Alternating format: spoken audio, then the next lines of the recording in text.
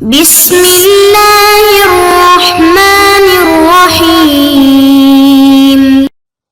اعوذ باللہ من الشیطان الرجیم، بسم اللہ الرحمن الرحیم۔ عزیز طلبہ کرام، آج ہم اصول الفقہ للمظفر کا سبق نمبر 79 پڑھنے جا رہے ہیں، اور آج انشاءاللہ ہم ایک نئی بحث کا آغاز کریں گے جو کہ صیغہ نہیں کا حرمت میں ظہور کے لحاظ سے ہے کہ آیا صیغہ نہیں حرمت میں ظہور رکھتا ہے یا حرمت میں ظہور نہیں رکھتا۔ چونکہ ابتدا میں ہم نے کہا تھا کہ صیغہ نہیں میں ہم تقریباً مختلف مقامات پر بحث کریں گے، اور ہم نے تقریباً 5 مقامات بیان کیے تھے۔ الحمدللہ ہم نے 2 مقامات کو بیان کر دیا، آج ہم تیسرے مقام کو بیان کرنے جا رہے ہیں۔ الثالث ظہور صیغۃ النہی فی التحریم، صیغہ نہیں کا حرمت میں ظہور رکھنا۔ یہ جو ہمارا تیسرا مقام ہے، تیسرا باب ہے، تیسرا عنوان ہے، فرماتے اس تیسرے عنوان کے اندر ہماری بحث جو ہے وہ تقریباً 2 مقامات پہ ہوگی۔ پہلا مقام کیا ہے کہ صیغہ نہیں مختلف موارد میں استعمال ہوتا ہے، جیسا کہ استہزاء میں، اظہار نعمت میں، انذار میں استعمال ہوتا ہے، تحقیر میں استعمال ہوتا ہے، ارشاد عذاب و ارشاد ثواب کے لیے استعمال ہوتا ہے، یا بیان عاقبت وغیرہ جو مختلف موارد مفصل اصولی کتابوں میں بیان ہے۔ فرماتے ہیں ان تمام موارد میں تقریباً صیغہ نہیں کو استعمال کیا جاتا ہے۔ یہ سارے کے سارے مختلف موارد ہیں کہ جہاں پہ صیغہ نہیں کا استعمال ہوتا ہے۔ پہلے مقام میں یہ بیان کریں گے، اور پھر ہم آگے بڑھیں گے کہ آیا ان موارد میں استعمال کرنا بطور حقیقی ہوگا یا بطور مجازی ہوگا یا بطور وضعی ہوگا یا بطور اطلاق کلام ہوگا۔ فرماتے ہیں یہ استعمال کس لحاظ سے ہوگا، ہمارے سامنے تقریباً کچھ اقوال آتے ہیں۔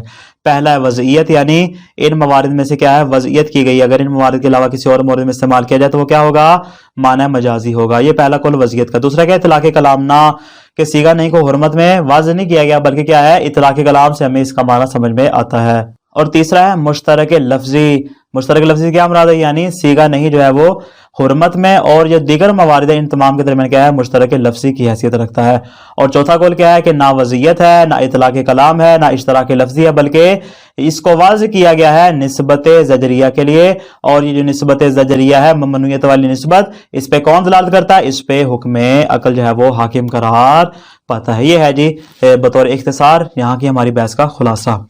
الحق ان صیغۃ النہی ظاہرۃ فی التحریم، میں حق تو یہ کہ صیغہ نہیں جو ہے وہ حرمت میں ظہور رکھتا ہے، البتہ یہ ظہور کس اعتبار سے ہے، فرماتے ولیکن لا لانہا موضوعۃ لمفہوم الحرمہ، فرماتے ایسا نہیں کہ اس کو مفہوم حرمت کے لیے واضح کیا گیا ہو، وحقیقۃ فی، اور کیا ہو اس میں حقیقی حیثیت رکھتا ہو، کما هو المعروف، جیسا کہ علماء کے درمیان مشہور بھی یہی ہے، بل حالھا فی ذالک حال ظہور صیغۃ افعل فی الوجوب، فرماتے بلکہ اس کی صورتحال ایسی ہے کہ جیسا کہ صیغہ افعل کی وجوب میں صورتحال ہے۔ یعنی کیا مطلب، جس طرح ہم نے صیغہ افعل میں کہا تھا کہ وجوب میں ظہور رکھتا ہے اور اس کو واضح کیا گیا ہے نسبت باعثی کے لیے، فرماتے اس کو وجوب کے لیے واضح نہیں کیا گیا، جس طرح ہم نے وہاں پہ باطل قرار دیا تھا، یہاں پر بھی جو باقی اقوال ہے یہ بھی اسی اعتبار سے کیا ہو جائیں گے، باطل ہو جائیں گے، اور یہ نسبت زجریہ پر دلالت کرے گا۔ کیوں؟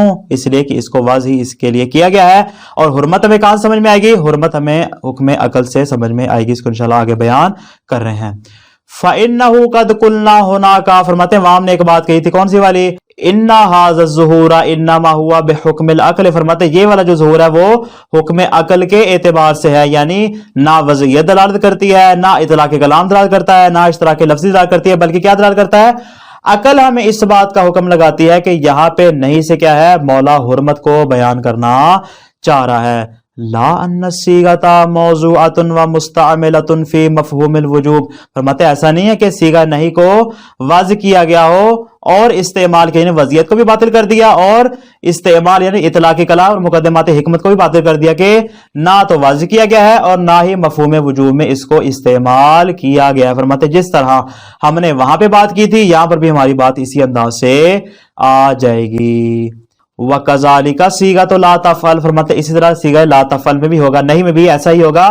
فَإِنَّهَا أَكْثَرُ مَا تَدُلُّ عَلَى النِّسْبَةِ الزَّجْرِيَّةِ بَيْنَ النَّاهِ وَالْمَنْهِي عَنْهُ والمنہی، فرماتے ہیں کہ زیادہ سے زیادہ صیغہ لا تفعل جس چیز پر دلالت کر سکتا ہے وہ کیا ہے، نسبت زجریہ ہے، جو 3 چیزوں کے درمیان میں ہوتی ہے۔ جس طرح امر میں ہم نے کہا تھا کہ امر نام ہے نسبت باسی کا، اور یہ نسبت باسی جو 3 افراد میں ہوتی ہے، ایک طالب ہوتا ہے، ایک مطلوب منہ ہوتا ہے، اور تیسرا مطلوب ہوتا ہے، کہ جس کو ہم نے نام دیا تھا کہ ایک متکلم ہوتا ہے، ایک مخاطب ہوتا ہے، اور تیسرا عمل ہوتا ہے۔ فرماتے ہیں یہاں پر بھی ایسا ہی ہے کہ 3 چیزیں ہوتی ہیں یہاں پہ، ایک ہوتا ہے متکلم، ایک ہوتا ہے مخاطب، और तीसरा होता है अमल। फरमाते जो मुतकल्लिम होगा उसको हम नाही का नाम देंगे, और जो मनही अनहु जो अमल होगा उसको हम मनही अनहु कहेंगे, और जो मुखातब होगा उसको हम मनही कहेंगे, यानी जिसको उस काम से रोका गया हो। तो क्या नतीजा निकला? इन 3 लाइन से नतीजा ये निकला कि मुसन्निफ 4 अकवाल में से चौथे कौल के कायल हैं, और कहते हैं चौथे कौल में भी इस तरह के ये जो निस्बत पाई जाती है निस्बत ज़जरिया है जो 3 अफराद के दरमियान कायम होती है।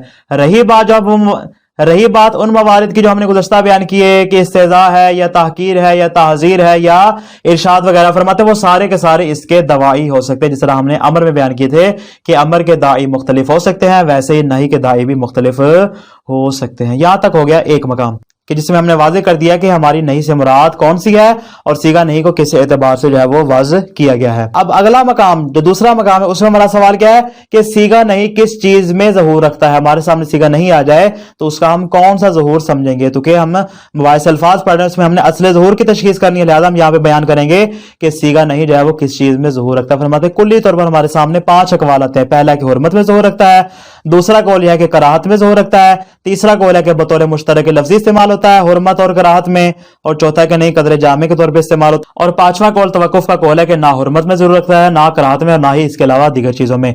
इन 5 के 5 अकवाल में से मुसन्निफ जो है वो पहले कौल के कायल हैं, यानी सीगा नहीं हुर्मत में ज़हूर रखता है। आगे फरमाते हैं फाइजा सादरत मिम्मन तजिबु ताअतहु, फरमाते हैं जब सादिर हो जाए, सादरत के अंदर क्या है? नहीं, सादरत के अंदर हिया ज़मीर है जो कि जारी नहीं की जानिब, जब नहीं सादिर हो जाए किससे? ऐसे शख्स से कि जिसकी इताअत करना हमारे ऊपर वाजिब है।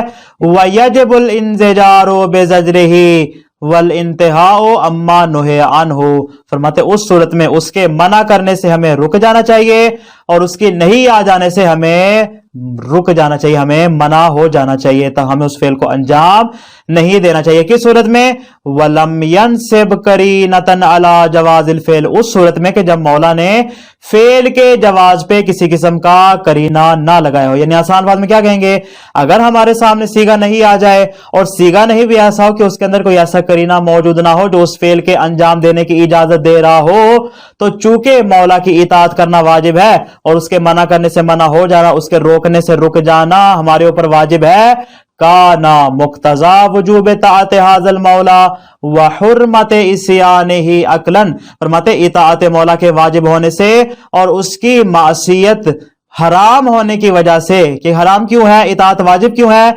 कज़ाअन लिहक्किल उबूदियत वल मौलविया, इसलिए कि हम हक उबूदियत अदा करें और मौला का बंदा होने का हम हक अदा करें। यानी ये दरमियान में क्या है? जुमला मोतारिज़ा है। यानी असल मकसद क्या है कि चूंकि मौला की इताअत करना वाजिब है, बस इस मकाम पे अगर मौला किसी काम से रोक दे, उस सूरत में मौला का रोक देना यकूनु, ये पीछे थी उसका इसम, पीछे यकूनु का इसम था, यहां पे आगे आ रही उसकी खबर, अदमा जवाज़े तरकिल फेले अल्लज़ी नुहिया अन्हु, फरमाते मौला का उस काम से रोक देना इस बात की दलील होगा कि उस काम को अंजाम देना हमारे लिए जायज नहीं है। यानी मौला ने क्या कहा था? मौला ने कहा था तर्के फेल तुम्हारे लिए जरूरी है।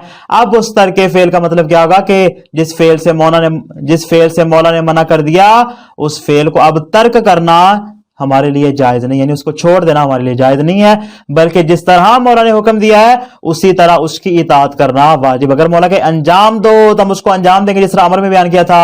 अगर मौला कहे कि इसको अंजाम ना दो, जैसा कि इस बाब नवाही में है, तो हम उसी तरह उस फेल को क्या कर देंगे? अंजाम नहीं देंगे। अलबत्ता इल्ला मा तरखीसे मिन क़िबलिही, मगर यह कि जब मौला की जानिब से क्या आ जाए? तरखीस आ जाए, रुखसत आ जाए, इजाजत आ जाए। फरमाते जब इजाजत आ जाएगी तो फरमाते उस सूरत में जाहिर है कि इसका ज़ुहूर क्या हो जाएगा? बरअक्स हो जाएगा। फयकूनो, फरमाते पस इस सूरत में, फयकून की सूरत में जब हमने बात कह दी कि मौला की इताअत करना वाजिब है, मौला की हुर्मत जो है वो उस मौला की मासियत करना हमारे लिए हराम है, उस सूरत में अगर मौला किसी काम से मना कर देता है तो हमारे लिए क्या है? रुक जाना उससे वाजिब और जरूरी है। फरमाते हैं कि ये जो हम कह रहे हैं कि ये रुकना जरूरी है, ये मंशा कहां से आया आपके पास? ये जो आप हुर्मत बयान करें, हुर्मत का मंशा क्या है? फरमाते हैं इसमें इख्तिलाफ पाया जाता है। बाज अफराद जो है वो वज़ वाज़े के कायल हुए कि वाज़े ने ही इसको वज़ किया कि इसके लिए, हुर्मत के लिए। बाज अफराद इस बात कायल है कि नहीं, वाज़े ने वज़ नहीं किया, बल्कि इतला के कलाम और मुकद्दमात हिकमत से हम इस हुर्मत को समझ रहे हैं।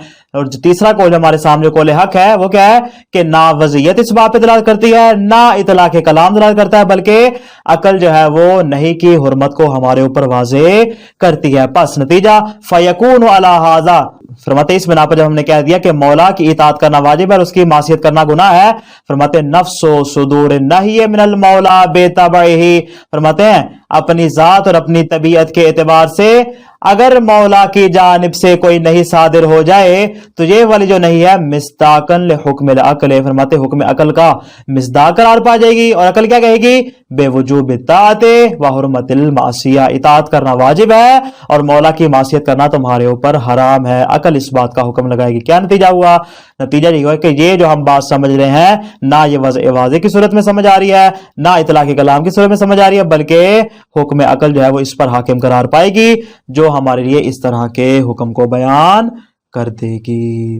پس نتیجہ فیکون النہی مصداقا للتحریم حسب ظہور الاطلاقی، فرماتے جیسے ہی نہیں کا صیغہ بولا جائے گا، اطلاقی سے مراد اطلاقی کلام نہیں ہے، فرماتے جیسے ہی صیغہ نہیں بولا جائے گا، فرماتے اس کا ظہور کس میں ہے؟ ظہور اطلاقی، فرماتے اس کا ظہور اطلاقی جو ہے وہ حرمت میں ظہور رکھے گا۔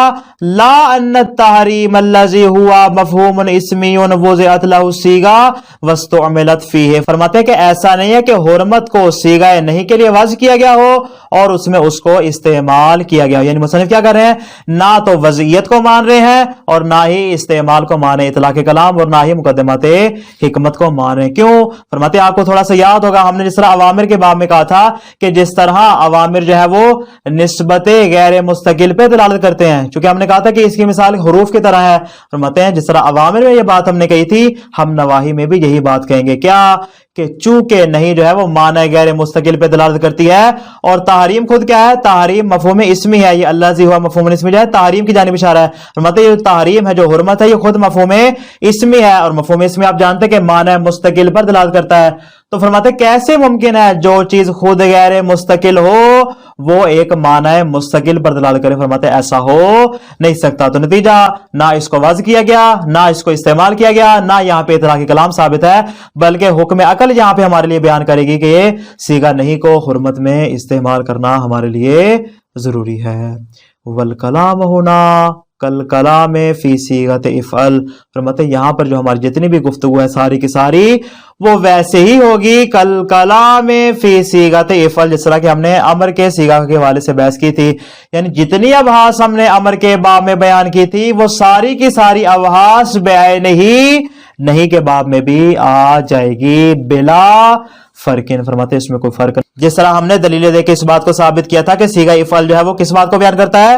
صیغہ افعل وجوب کو بیان کرتا ہے بحکم عقل، فرماتے اسی طرح صیغہ نہیں جو ہے بحکم عقل جو ہے وہ کس کو بیان کرے گا؟ حرمت کو ہمارے لیے بیان کر دے گا۔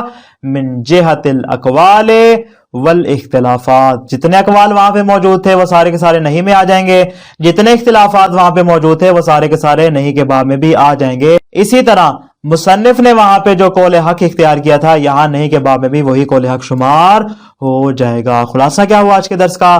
ہماری بحث دو مقامات پہ ہوئی، کون کون سی؟ دواعی صیغہ نہیں، کون کون سے داعی ہیں جو صیغہ نہیں میں استعمال ہو سکتے ہیں جو ہمارے لیے حرمت کو بیان کرتے ہیں، اور دوسرا ہمارا مقام یہ تھا کہ صیغہ نہیں کا ظہور کس چیز میں ہمارے لیے ثابت ہے۔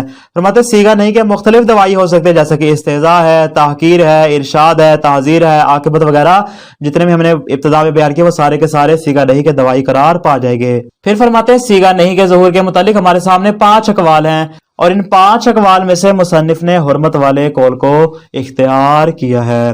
صیغہ نہیں کے ظہور کا منشا کیا ہے؟ فرماتے اس میں چند اقوال ہیں، مصنف کے نزدیک ان تمام اقوال میں سے جو حکم عقل والا منشا ہے مصنف اس کو قبول فرماتے ہیں، باقی جو اطلاق کلام مقدمات حکمت والا یا وضع واضح والا مصنف اس کو قبول نہیں فرماتے۔ دلیل کیا ہے؟ فرماتے اس کی دلیل یہ ہے کہ عقل اس بات کا حکم لگاتی ہے کہ مولا کی اطاعت کرنا واجب اور اس کی معصیت نہ کرنا ضروری ہے، اور اس کی معصیت کو ترک کرنا اور چھوڑ دینا ہمارے لیے ضروری ہے۔ یہ حکم عقل ہے جو اس بات پہ دلالت کرتا ہے کہ صیغہ نہیں کا حرمت میں ظہور ہو جائے۔ والسلام علیکم ورحمۃ اللہ وبرکاتہ۔